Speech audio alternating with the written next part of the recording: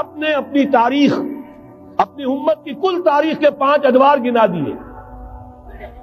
حضرت نعمان ابن بشیر کی حدیث مسند احمد ابن حنبل میں، تکون النبوۃ فیکم ما شاء اللہ ان تکون، مسلمانوں تمہارے مابین نبوت قائم رہے گی، موجود رہے گی، یعنی میں بنفس نفیس تمہارے مابین رہوں گا جب تک اللہ چاہے گا.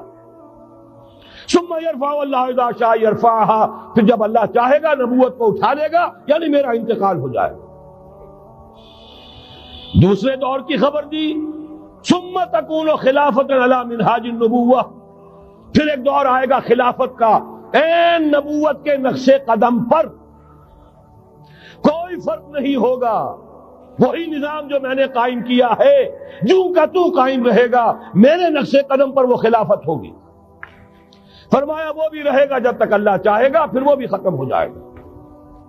پھر فرمایا تیسرا دور آئے گا، ثم تکون ملکن عاضا، ظالم ملوکیت، بادشاہی، محل بنیں گے، ٹھاٹ جمیں گے، ظلم کا سکہ رواں ہوگا، ناجائز قتل ہوں گے.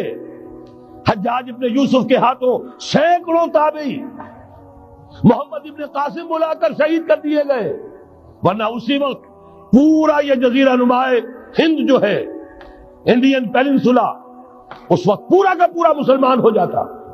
لیکن ملوکیت کو کبھی یہ برداشت نہیں ہوتا کہ کوئی شخص پبلک کے اندر مقبول ہونا شروع ہو جائے، پاپولر ہونا شروع ہو جائے.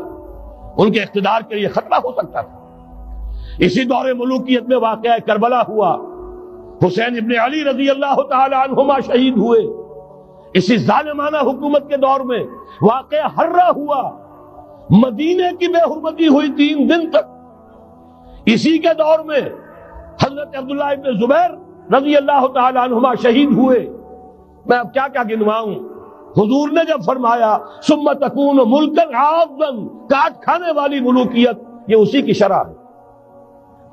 فرمایا یہ دور بھی رہے گا جب تک اللہ چاہے گا، پھر جب اللہ چاہے گا اسے بھی اٹھا لے گا. پھر چوتھا دور آئے گا، ثم تکون ملکا جبریا،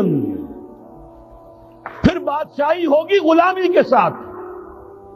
میں نہیں کہہ سکتا اس وقت صحابہ نے اس کا مطلب کیا سمجھا ہوگا، اب چونکہ یہ دور ہمارے سامنے سے گزر چکا ہے، بلکہ ایک اعتبار سے ہم اسی دور میں سانس لے رہے ہیں.